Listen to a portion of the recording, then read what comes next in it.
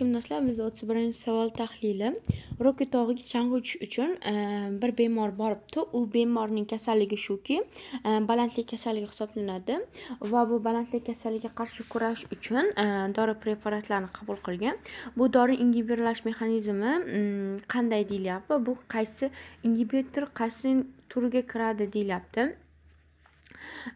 Bizdagi bu holat orqali, ya'ni balandlik kasalligi oqibatida alkaloz xavfi oshishi mumkin. Bunda nafas stimulyatsiyasi oshib ketadi. Ya'ni qo'rqqandan, hayajonlanganda, qo'rquv kuchli bo'lganda nafas olishdagi stimulyatsiya buziladi. Bu yerda nishon qilib kalsiy ioniga qaraladi.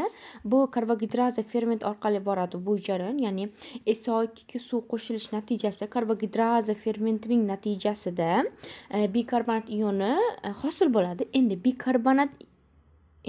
bikarbonat emas, karbonat kislota hosil bo'ladi. Endi karbonat kislota parchalanish natijasida vodorod ioni va bikarbonat ionlarga ajraladi. Ana shu bu yerdagi asosiy nishon bu mana shu kalsiy ioni hisoblanyapti. Endi zolamid ta'sir, ya'ni metabolik asidozga orqali bikarbonat ionining reabsorbsiyasi bloklanish orqali bo'ladi bu jarayon. Endi ingiberlash mexanizmi qayta raqobatli ingibitor hisoblanadi.